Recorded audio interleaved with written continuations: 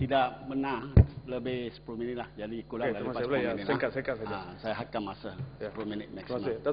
Datuk Yang Dipertua, semasa dibentangkan rang undang-undang ni hari ini, Yang Berhormat Menteri telah mengatakan bahawa di negara ini kita ada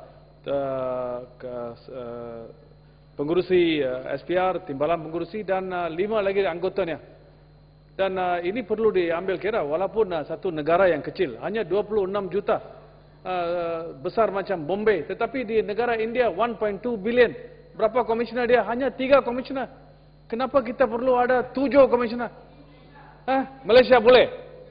Kerana Malaysia boleh? Malaysia tak boleh, kita membiayai bazir wang. A nation of 1.2 billion.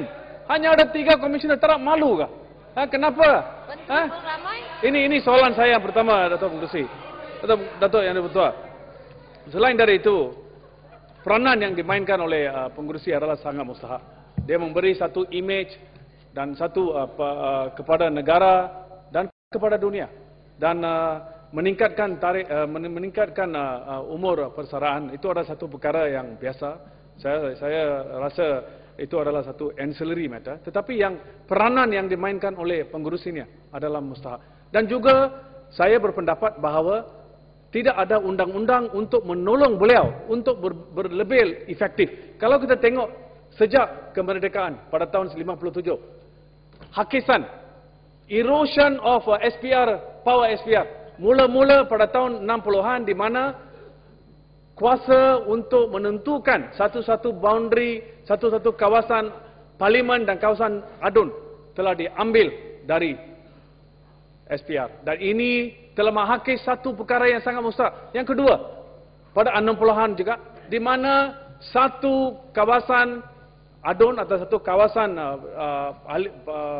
parlimen tidak boleh melebihi, pengundinya tidak boleh melebihi 15%. Tetapi sekarang kita ada Yang Berhormat Sambutong dan Yang Berhormat yang lain mengatakan bahawa tak perlu kita ada, kita percaya dengan first past the post. Tetapi kalau kita betul-betul tengok analisa, kita rasa ada penipuan, gerrymandering of the highest order di negara ini.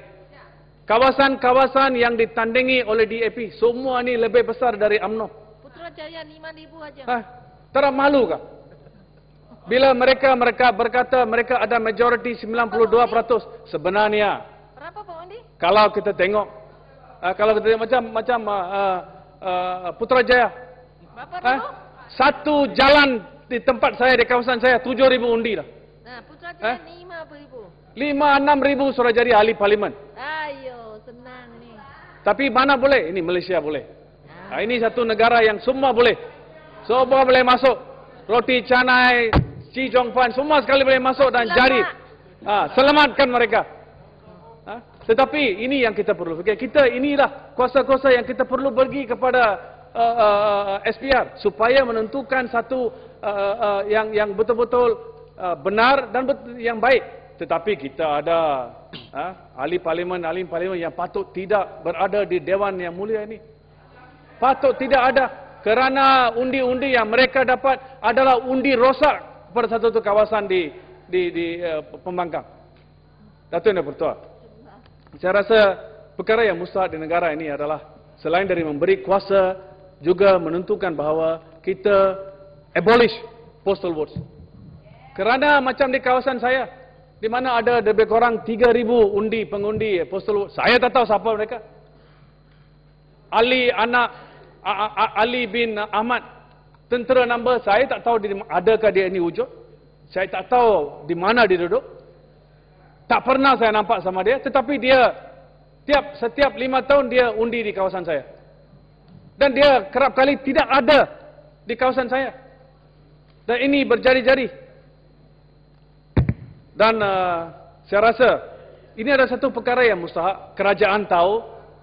Yang Berhormat Pekan pun, Timbalan Perdana Menteri pun tahu mengenai perkara ini. Perlu membawa pembaruan. Mindset perlu ditukar. Jangan kita dikomplot fixed mind. Supaya jadi maju. Ini yang kurang kalau kita tengok pemindahan yang dibawa ini satu yang sangat remeh-temeh. Dan lagi satu adalah mengenai, saya difahamkan baru-baru ini pengurusi SPR telah pergi ke melawat dan on the ground di Australia. Saya nak tahu apakah yang beliau telah belajar di sana. Apakah yang beliau telah belajar dan boleh diguna pakai untuk diguna pakai di negara ini. Dan saya difahamkan dia ada di seluruh semasa pilihan raya berlaku dan ketahui dan tidak ada satu komplain pun dari pembangkang atau kerajaan mengenai perkara ini.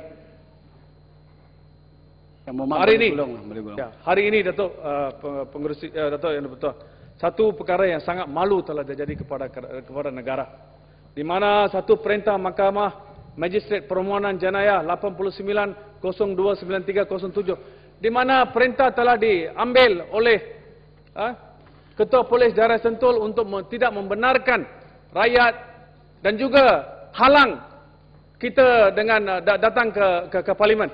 Sebenarnya ada satu perintah yang dibuat di mana IGP diarahkan bahawa sesiapa ahli Parlimen dibenarkan, sebenarnya semua jalan-jalan yang menuju kepada Parlimen diberi keutamaan kepada ahli Parlimen. Saya rasa there was suppression of material facts bila mendapat perintah ini. Saya hari ini kita berjumpa dengan speaker pada pukul 2. Kami telah memberitahu kepada beliau. Beliau kata tidak tahu mengenai perintah ini, perintah larangan ini. Tetapi yang menjadi perkara yang aneh adalah ini. Negara ini ada satu institusi yang sangat mustahak. The highest legislative body dalam negara ini. Macam mana kita memalukan sendiri. Hari ini Datuk Mustafa, satu tetamu yang dibawa oleh Tumpat, di mana pada pagi ini pukul 9.30 kita ada perbincangan mengenai rang undang-undang ini. Selepas beliau nak pergi ke makan, pukul 1 dia ditangkap di karangan Parlimen. Tak malu kah? Macam mana boleh jadi? Ini Malaysia lah, Malaysia boleh. Ini di bawah, ini satu perkara saya rasa yang memalukan kita semua. Ya. Yang berhormat.